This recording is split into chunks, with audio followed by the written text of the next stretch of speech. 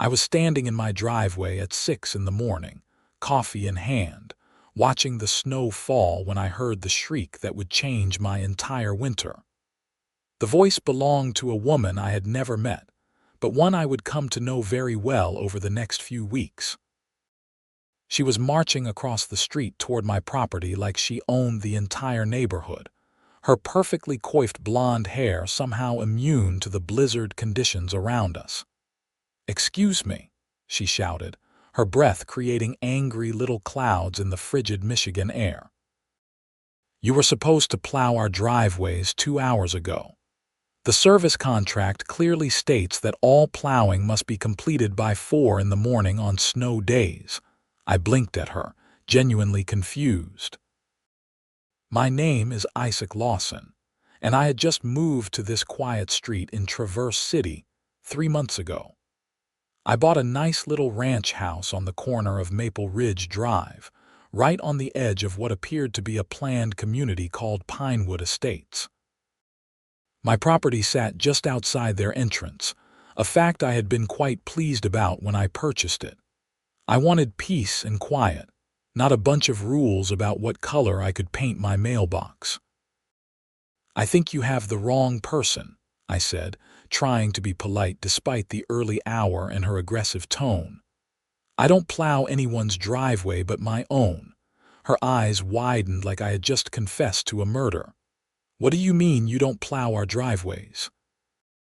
You have the biggest plow truck on the street. You're clearly the one we contracted with." I looked back at my Ford F-250 with its 8-foot plow attachment. I had bought it specifically because I lived in northern Michigan and wanted to handle my own snow removal. The truck was my pride and joy, a beautiful black beast that could handle anything winter threw at it. "Lady, I don't even know who you are," I said. "I've never signed a contract with anyone. I bought this truck for my own property." Her face was turning an interesting shade of red that clashed with the pink scarf wrapped around her neck. "I am Karen Kimball, president of the Pinewood Estates Homeowners Association, and you are in violation of our community standards. I have the paperwork right here." She thrust a stack of papers at me, which I took more out of reflex than anything else.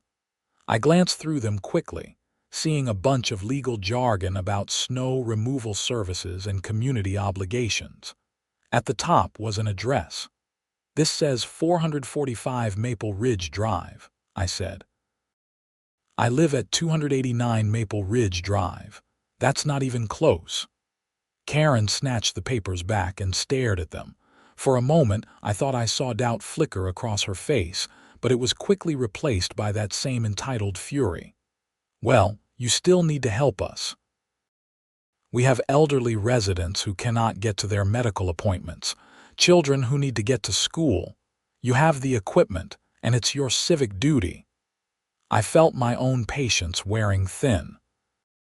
I had been up since 5, doing my own driveway, and now this stranger was demanding I do free labor for her entire neighborhood. "Madam, I'm sorry about your situation, but that's not my responsibility. You need to contact whatever service you actually hired. I'll report you to the township." She threatened. "There are ordinances about being a good neighbor. Feel free," I said. "Now, if you'll excuse me, I have to get ready for work." I turned and walked back into my house, closing the door firmly behind me. Through the window, I watched Karen stomp back across the street, already on her phone, gesturing wildly as she talked to someone. I shook my head and went to take a shower, thinking that would be the end of it. I was very wrong. By the time I left for work an hour later, there were 3 people standing in my driveway, blocking my truck. Karen was there, along with 2 men I had never seen before. One was tall and thin with glasses, wearing a suit that seemed completely inappropriate for a snowstorm.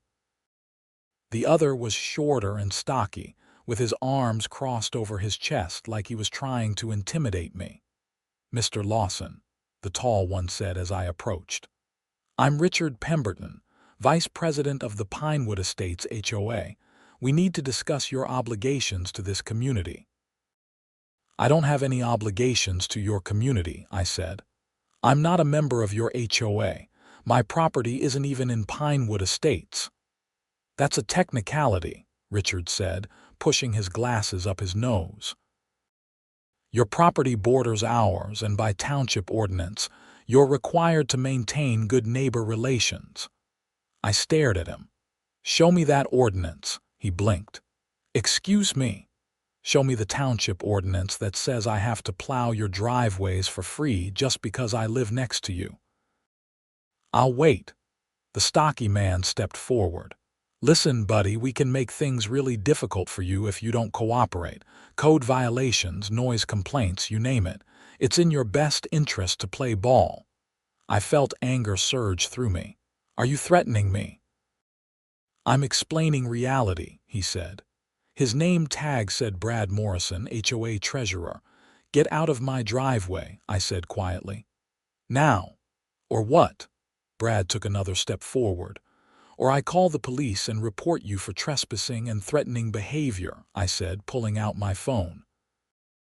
Your choice. Richard grabbed Brad's arm.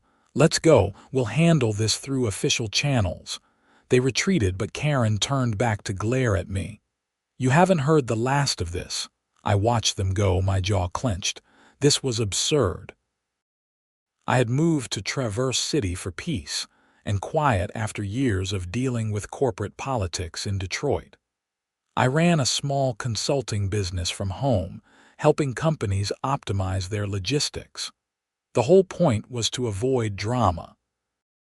And now, I had a HOA that I wasn't even part of trying to force me into free labor. I drove to my office in downtown Traverse City, located in a small building near the bay. I had 2 employees, both remote, and I mainly used the space for client meetings. Today, I had a video conference with a shipping company in Grand Rapids, and I needed to focus. But I found myself distracted, thinking about the confrontation in my driveway. During lunch, I decided to do some research. I pulled up the property records for my house and confirmed what I already knew. My lot was not part of Pinewood Estates. The development started on the other side of Maple Ridge Drive and extended back into several streets of identical houses. My property had been there long before the development was built, a fact the previous owner had mentioned during closing. I also looked up Michigan HOA law. As I suspected, HOAs only had authority over properties that were explicitly included in their covenants, conditions, and restrictions, or CC&Rs. You had to sign documents at closing agreeing to be part of the HOA. I had signed no such documents. My title was clear. Feeling more confident, I drove home that evening. The snow had continued throughout the day, and my street was covered in a fresh 6 inches. I spent an hour plowing my own driveway and the sidewalk in front of my house. Across the street, I could see that the Pinewood Estates driveways were still buried. Apparently, whatever service they had contracted with hadn't shown up.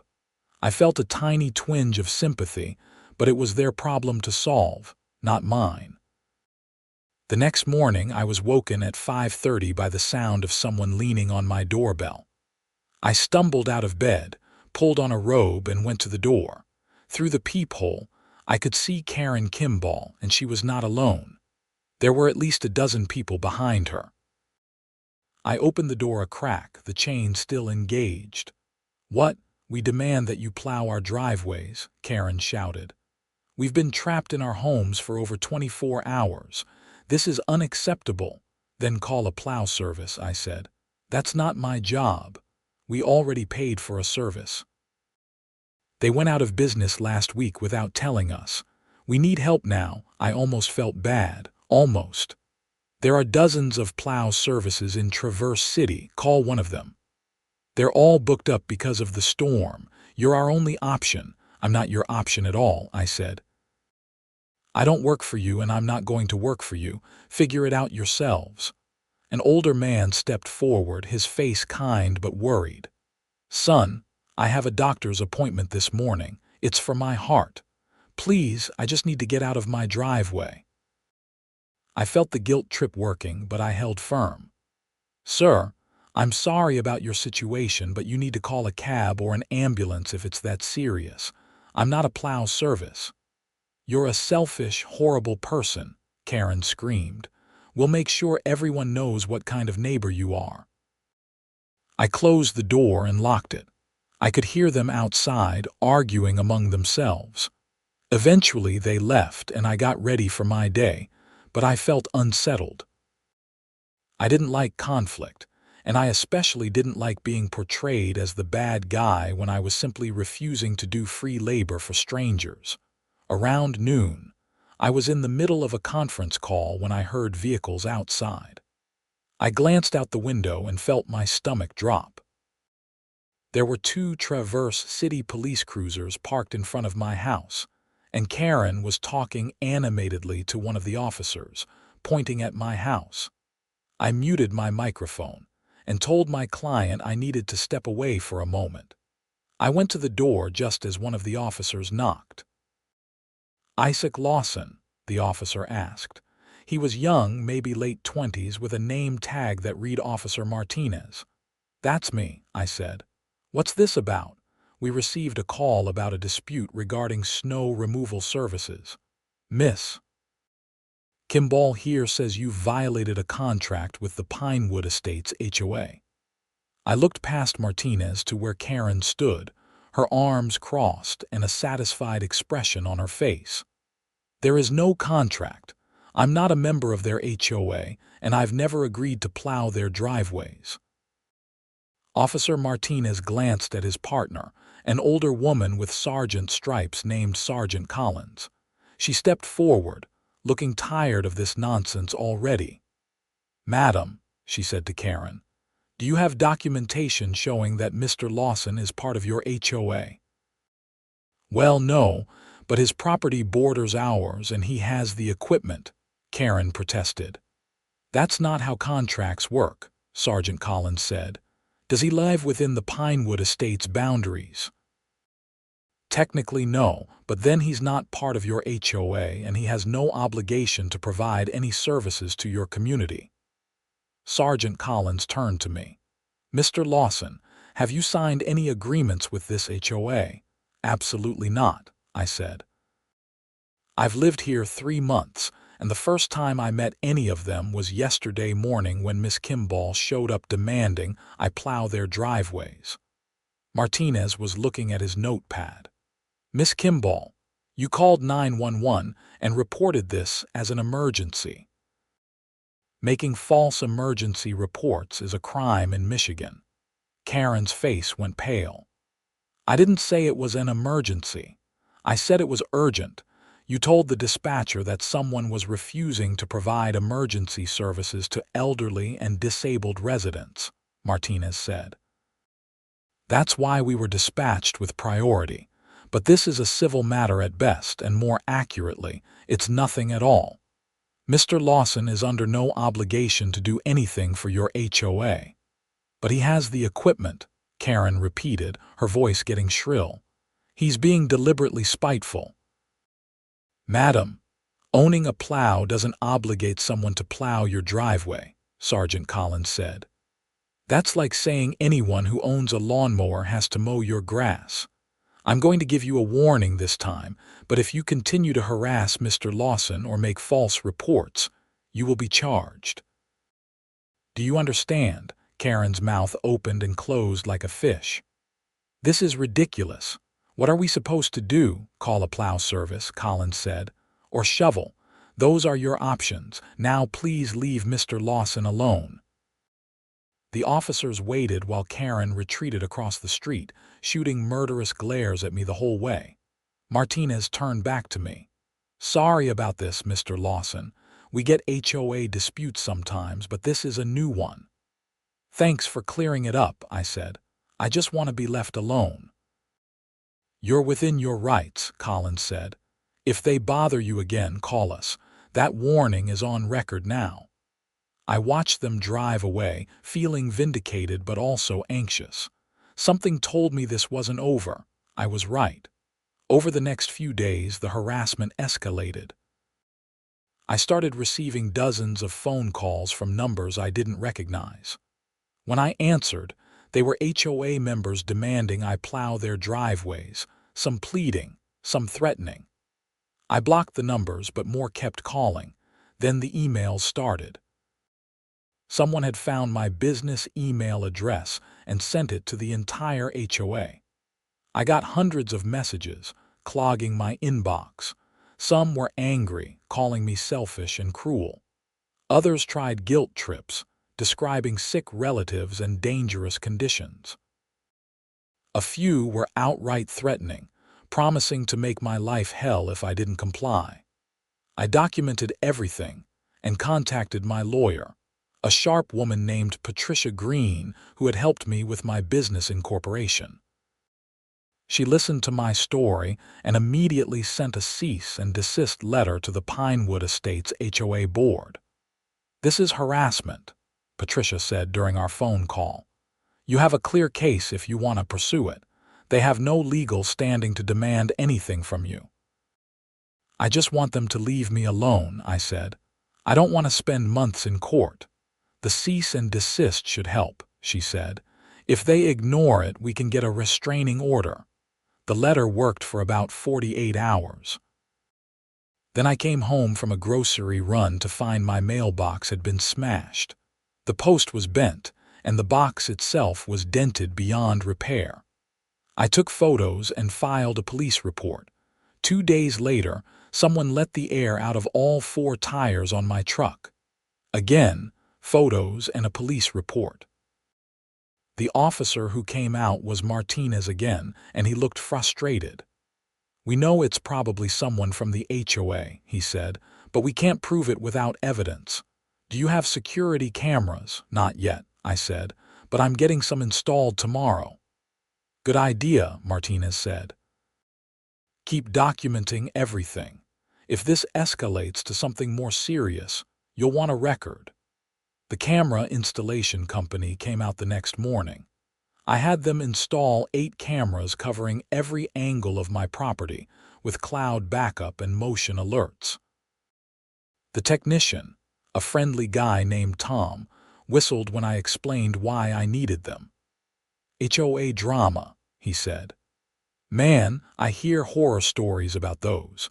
My sister lives in one down in Southfield, and they fined her $200 because her Christmas lights were the wrong shade of white."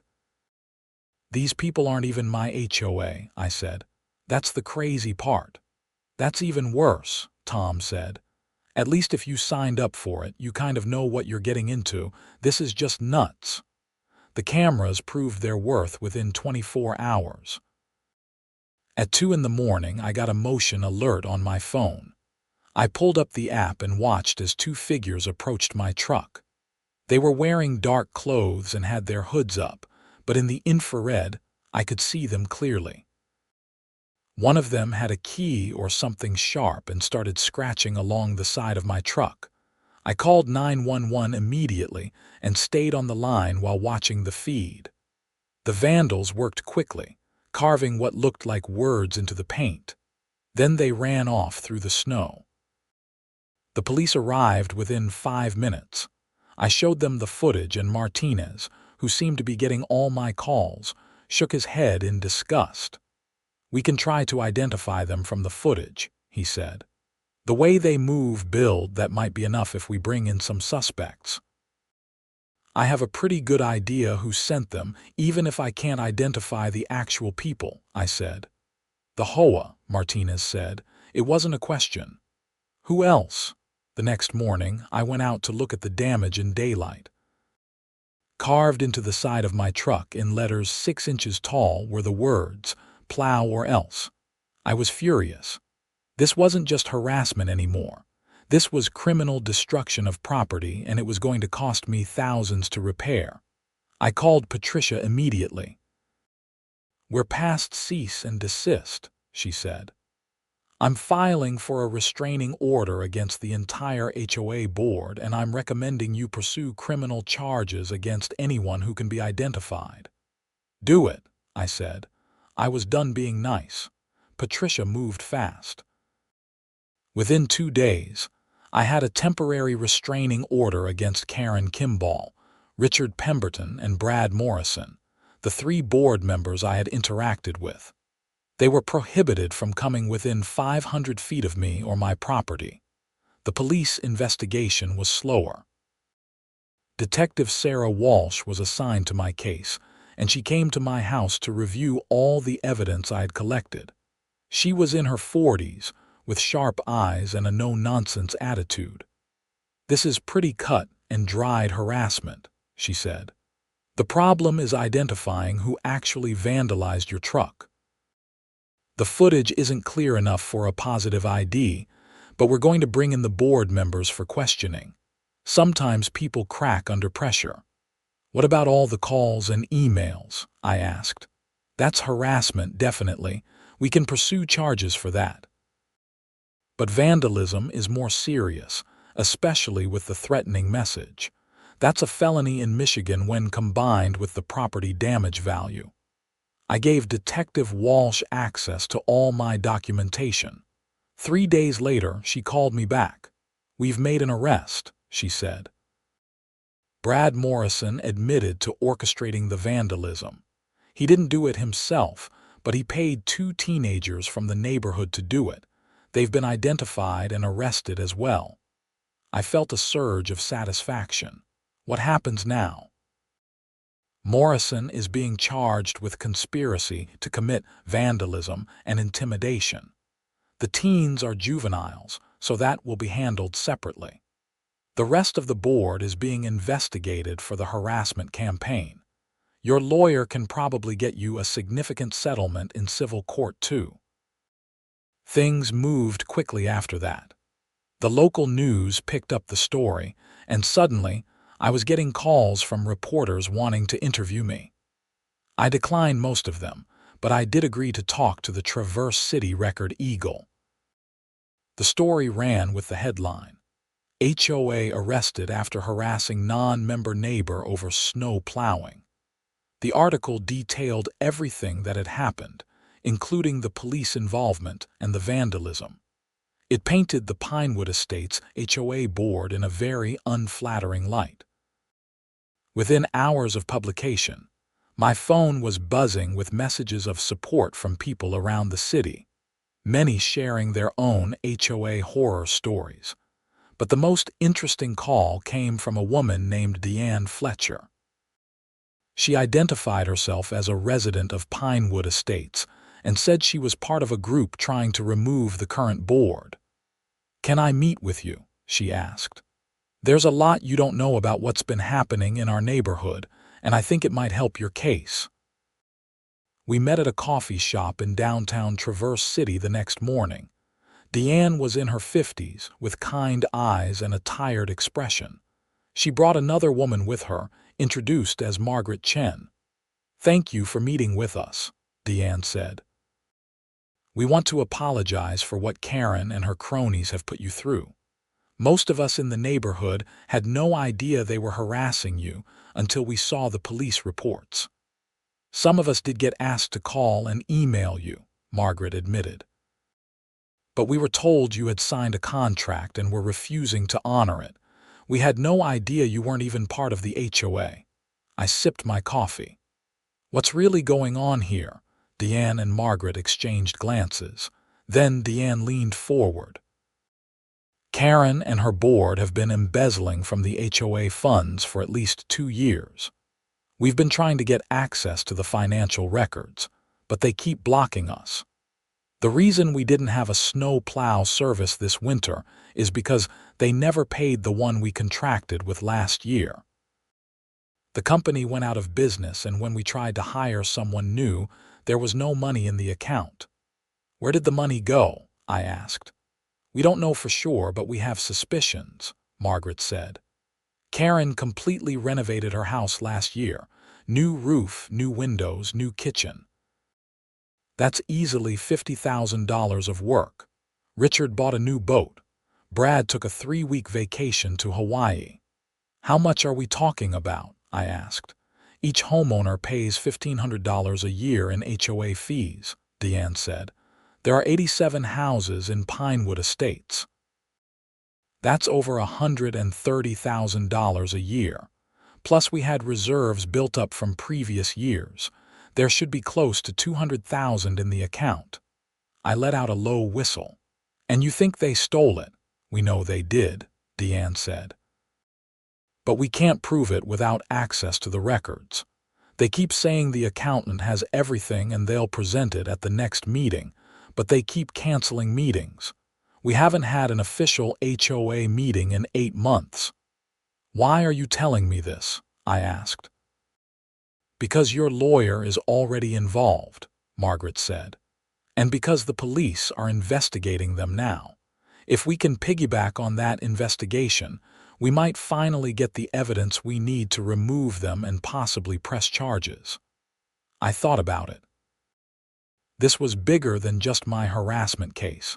If these people had stolen $200,000 from their neighbors, they deserved to face consequences. I'll talk to my lawyer and Detective Walsh, I said. See if there's anything I can do to help. Deanne looked relieved. Thank you. We've been trying to fight them for so long and they just keep shutting us down. Maybe this is the opening we need. I called Patricia as soon as I left the coffee shop and told her everything Deanne and Margaret had shared. She was quiet for a moment, then said, "This changes things. If there's financial fraud involved, that's serious. I'm going to reach out to Detective Walsh and see if we can coordinate. The police can subpoena financial records as part of their investigation." These people are going to prison, aren't they? I said. If what your new friends are saying is true, then yes, probably. Embezzlement of that amount is a felony. Combined with the harassment and vandalism charges, they're looking at significant time. Over the next few weeks, I watched the situation unfold from a front row seat. Detective Walsh obtained a warrant for the HOA's financial records. An audit revealed that Karen Kimball had written herself over $70,000 in checks over 2 years, disguised as administrative fees and consulting payments. Richard Pemberton had taken $40,000, and Brad Morrison had grabbed $30,000. The rest had been spent on various expenses, many of which were questionable at best. The 3 board members were arrested on embezzlement charges. The local news covered it extensively, and the story even got picked up by some national outlets as an example of HOA corruption. I gave a longer interview this time, and my story about being harassed by an HOA I didn't even belong to seemed to resonate with people across the country. Deanne and Margaret organized an emergency HOA meeting to elect a new board. They invited me as a guest, which I thought was strange since I wasn't a member, but I accepted. The meeting was held in the community center, a small building at the heart of Pinewood Estates. About 60 homeowners showed up, many of whom I recognized from the crowd that had gathered in my driveway that first morning. Several people approached me before the meeting started, apologizing for their role in the harassment. I accepted their apologies. They had been manipulated by Karen and her board, told lies to get them to act. I didn't hold it against them. The meeting itself was cathartic to watch. Deanne was elected as the new president by a near-unanimous vote. Margaret became treasurer, and they elected a few other residents to fill out the board. One of their first acts was to authorize a lawsuit against the former board members to recover the stolen funds. "We also want to formally apologize to Isaac Lawson," Deanne said from the podium, looking directly at me. "He was subjected to unconscionable harassment and intimidation by our former board, despite having no connection to our HOA whatsoever. We are deeply sorry for what happened, and we want to make it right." She held up an envelope. The new board has voted to pay for all damages to Mr. Lawson's property from the vandalism, including the repair of his truck and the installation of his security system. We know this doesn't undo what happened, but we hope it's a start. I was genuinely touched. Thank you, I said when she handed me the envelope. I appreciate it. After the meeting, several residents came up to talk to me. An older gentleman, the same one who had asked for help getting to his doctor's appointment that morning weeks ago, shook my hand. I want to apologize personally, he said. I was wrong to try to guilt you into helping us. You didn't owe us anything, and I'm sorry I tried to make you feel bad. It's okay, I said. I understand you were in a tough situation. How did you make it to your appointment, by the way? My son came and got me with his four-wheel drive, he said. Everything turned out fine, but I learned a lesson about respecting boundaries. As winter turned to spring, the legal proceedings continued. Brad Morrison took a plea deal and agreed to testify against Karen and Richard in exchange for a reduced sentence. He ended up with 2 years in prison and 5 years of probation. Karen and Richard went to trial, were convicted on multiple counts of embezzlement, fraud, and in Karen's case, harassment and conspiracy to commit vandalism. Karen received 5 years in prison. Richard got 4. The 2 teenagers who had actually vandalized my truck were given probation and community service, being juveniles. I thought that was fair. They had been stupid, but they had been manipulated by an adult who should have known better. Patricia helped me settle with the HOA's insurance company. Between the settlement and the payment from the new board, all my expenses were covered, plus a significant amount for pain and suffering. I used some of the money to upgrade my security system and invest in my business. The Pinewood Estates HOA, under Deanne's leadership, became a model of responsible governance. They hired a new snow removal service, established transparent financial practices, and held regular meetings where homeowners could voice concerns. They even invited me to their 4th of July block party, which I attended and actually enjoyed. It was at that party, standing in the middle of Maple Ridge Drive with a plate of barbecue and a cold beer, that Margaret approached me with a proposition. So, I know this is probably crazy, she said, but we were wondering if you'd be willing to be our snow plow service this coming winter. We'd pay you the full commercial rate, of course. We just figure since you're right here and you already have the equipment, it might work out for everyone. I laughed. You know, a few months ago I would have said absolutely not, but you all have been great since the new board took over. Let me think about it. And I did think about it. By the time October rolled around and the first hints of winter appeared in the northern Michigan air, I had made my decision. I met with Deanne and Margaret and agreed to a contract. I would plow the main roads of Pinewood Estates for a fair price, with clear terms about timing and expectations. Nothing about driveways, that was too much for one person, but the main roads I could handle. Thank you, Deanne said when we signed the contract, and thank you for giving us another chance. Everyone deserves a second chance, I said.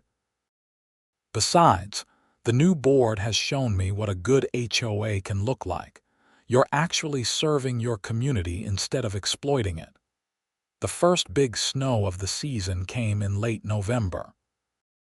I was up at 4 in the morning, just like Karen had originally demanded, but this time I was doing it voluntarily and getting paid. I plowed my own driveway first, then moved over to Pinewood Estates. The roads were clear by 6, and I got several thank you texts from residents as they headed off to work. Karen Kimball was in prison downstate, serving her sentence. I heard through the grapevine that she was still maintaining she had done nothing wrong, that I had been the problem all along. Some people never learn. Richard Pemberton was at a different facility, reportedly a model prisoner who was teaching other inmates about financial planning. The irony was not lost on anyone. Brad Morrison was already out on parole, having served just over a year. He had moved out of state, wanting to start fresh somewhere his name wasn't associated with embezzlement and fraud. As for me, life had settled into a comfortable routine. My business was thriving, helped in part by the publicity from the case. Several news outlets had done follow-up stories about the HOA embezzlement trial, and each time my name came up as the neighbor who had inadvertently exposed the whole scheme. That led to speaking invitations, including one at a national conference on HOA reform. I spoke about my experience, about the importance of transparency and accountability in community organizations. I talked about how easy it is for a small group of people to abuse power when there's no oversight.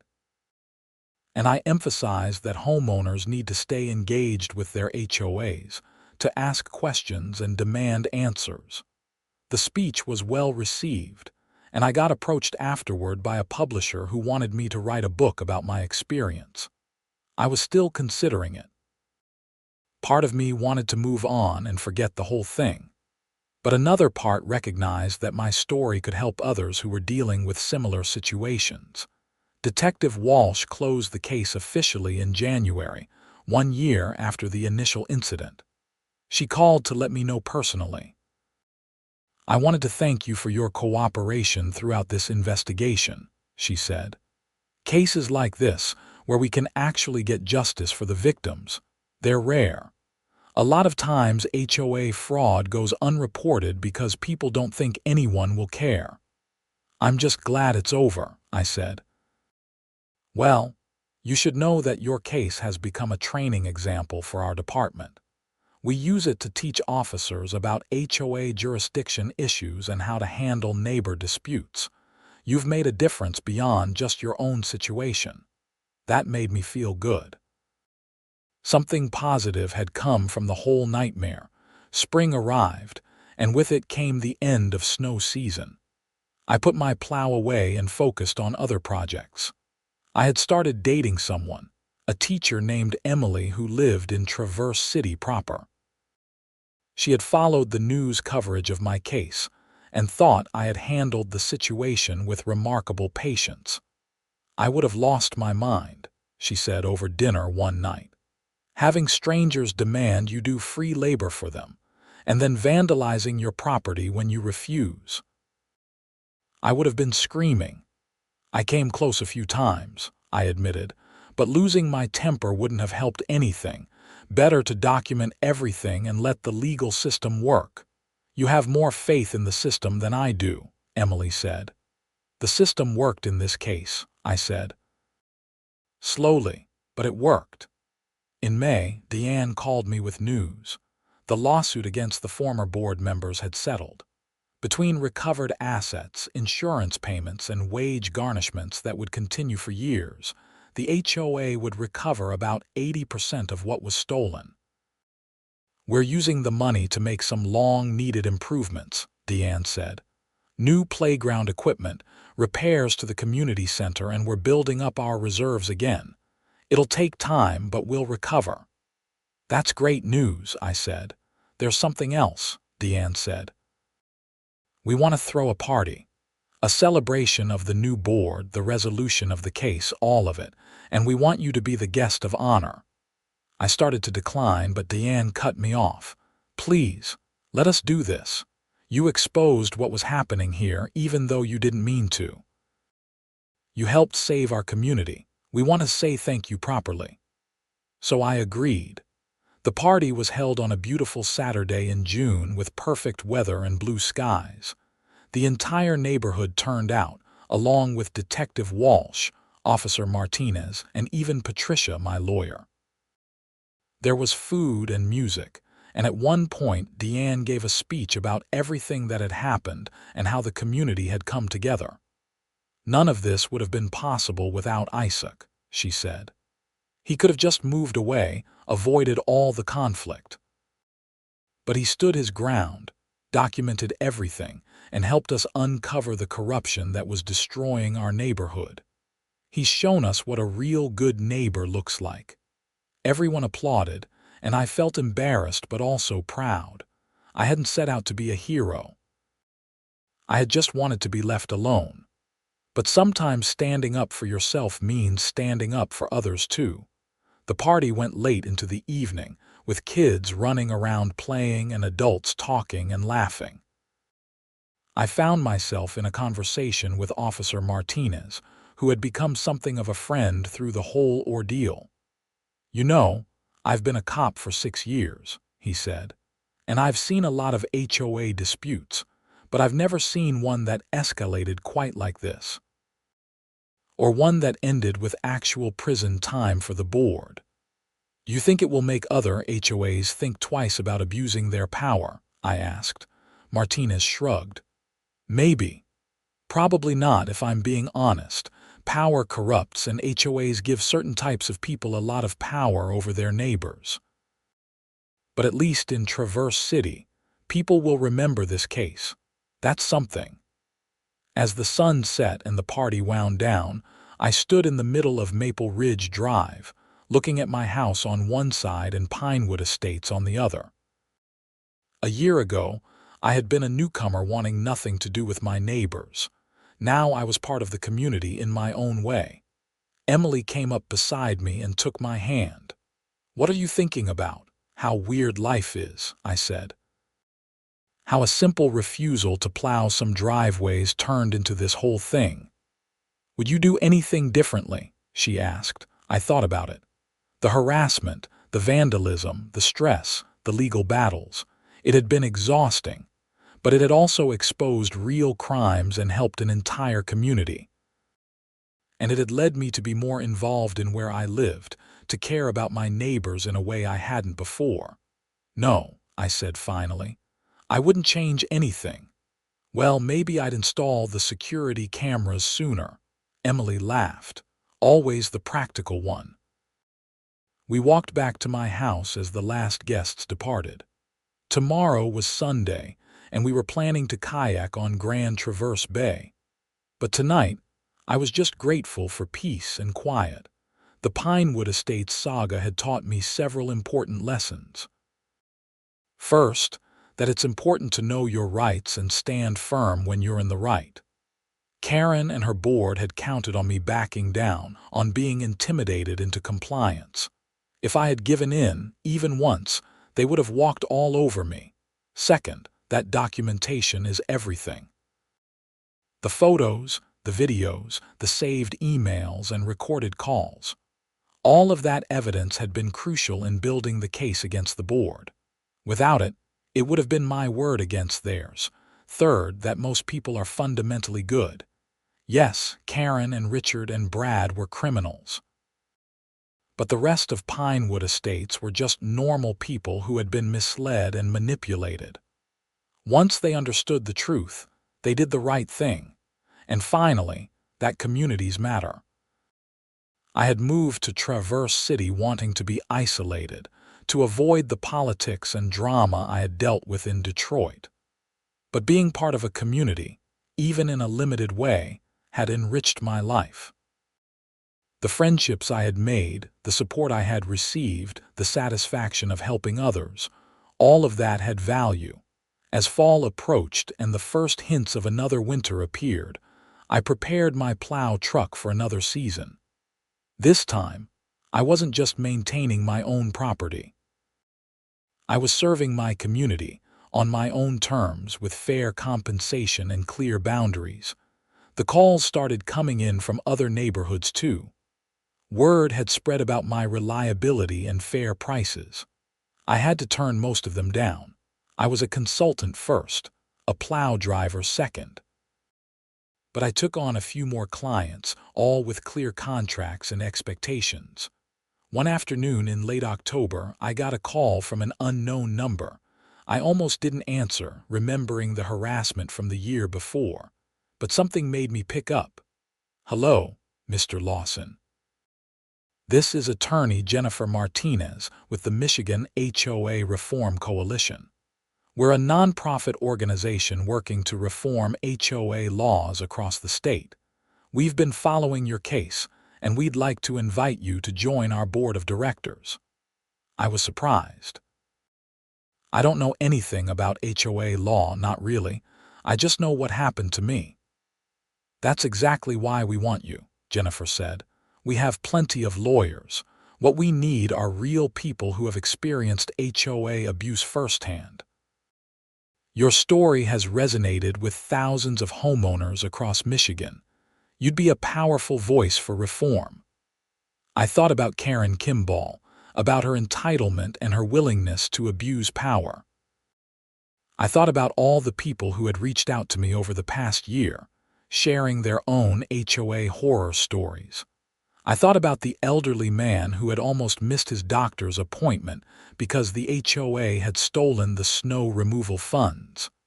Tell me more, I said. By November, I was attending my first board meeting of the Michigan HOA Reform Coalition. We were working on several legislative initiatives to increase transparency and accountability in HOAs across the state. One bill would require all HOAs to publish their financial records online. Another would create a state ombudsman to handle HOA complaints. A third would establish criminal penalties for HOA board members who engaged in fraud or embezzlement. It was important work, and I found it deeply satisfying. I was taking my negative experience and turning it into something positive. The people I met through the coalition were passionate and dedicated, many of them having their own stories of HOA abuse. At one meeting, I met a woman named Susan who had been fined $10,000 by her HOA because her grass was half an inch too long during a summer when her husband was dying of cancer. She had been too busy caring for him to worry about lawn maintenance, and the HOA had shown zero compassion. They had put a lien on her house, and she had nearly lost it.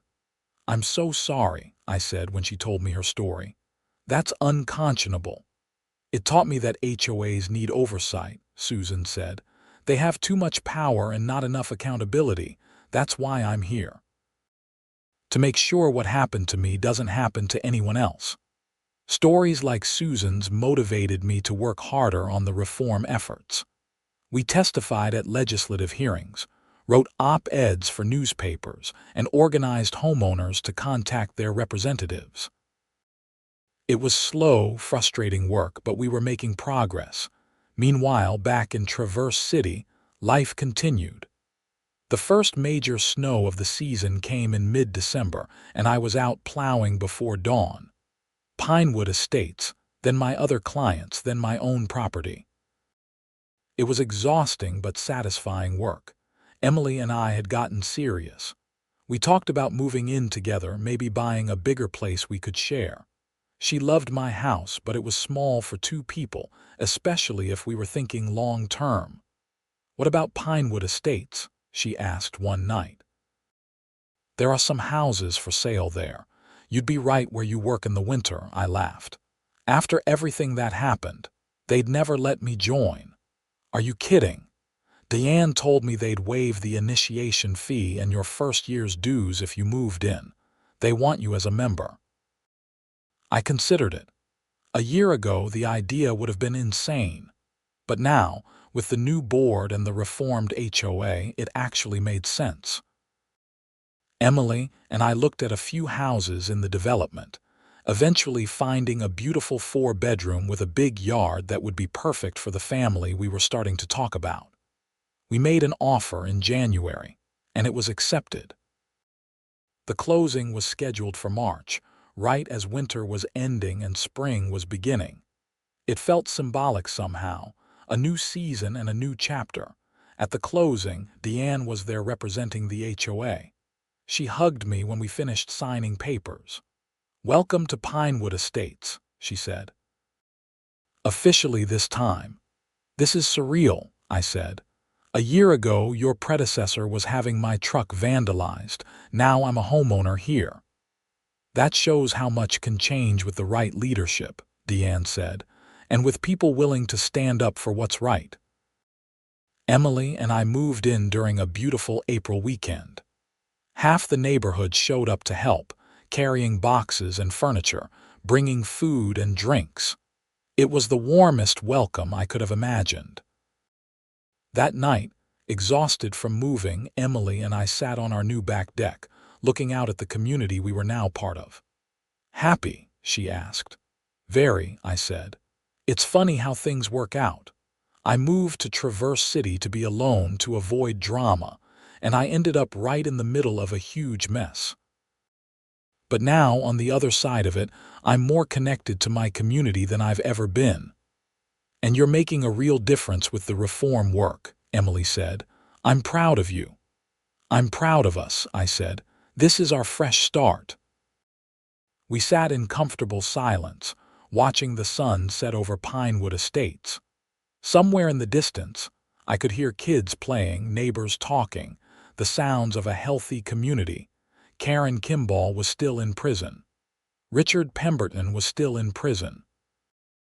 Brad Morrison was trying to rebuild his life somewhere far away. And I was here, living in the neighborhood they had tried to exploit and ultimately destroyed their own lives over. Justice, I thought, looks different than you expect sometimes. It's not just about punishment for the guilty. It's about restoration for the innocent, about communities healing and moving forward. It's about taking something broken and building it back better than before. The Michigan HOA Reform Coalition passed its first piece of legislation in May. The Financial Transparency Act required all HOAs in the state to publish quarterly financial reports and make them available to any homeowner upon request. It was a small step, but an important one. We celebrated at a dinner in Lansing, surrounded by people who had fought for years to make this happen. "This is just the beginning," Jennifer Martinez said in a toast. "We have so much more work to do, but tonight we celebrate this victory." I raised my glass along with everyone else. A year and a half ago, I had been a guy who just wanted to be left alone to plow my own driveway. Now I was a homeowner advocate, working to reform an entire system. Life is strange and wonderful that way. Summer in Traverse City is beautiful, and Emily and I took full advantage of it.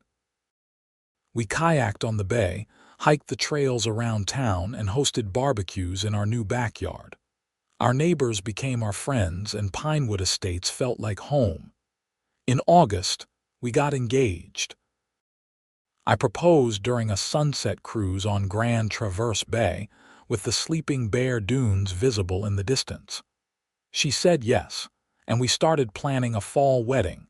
Diane and Margaret insisted on hosting the reception at the Pinewood Estates Community Center. "It's the least we can do," Deanne said. "After everything you've done for our community." The wedding was beautiful, held on a perfect October day with the leaves at peak color. Friends and family came from all over Michigan, and many of my fellow coalition members attended as well. Detective Walsh was there, and Officer Martinez and Patricia, my lawyer. Even some of the Pinewood Estates residents I barely knew came, bringing gifts and good wishes. During the reception, I gave a short speech thanking everyone for their support. I talked about how a year and a half ago, I had been angry and isolated, fighting what felt like an unwinnable battle. But with the help of good people, the legal system had worked, justice had been served, and a community had been healed. I learned that standing up for yourself sometimes means standing up for everyone, I said. And I learned that home isn't just a place. It's the people around you, the community you're part of. Emily and I are so grateful to have found our home here in Traverse City, and specifically here in Pinewood Estates. The applause was loud and heartfelt. I looked out at the crowd, at my new wife beside me, at the community center that had been renovated with recovered funds from the embezzlement case, at the faces of people who had been strangers and were now friends. Karen Kimball had wanted me to plow driveways for free, to be subservient to her authority despite having no legitimate claim over me. Instead, I had exposed her crimes, helped reform a broken system, and found a home and family in the process. That's justice. That's what winning really looks like. Not revenge, not getting even, but building something better from the ashes of something broken.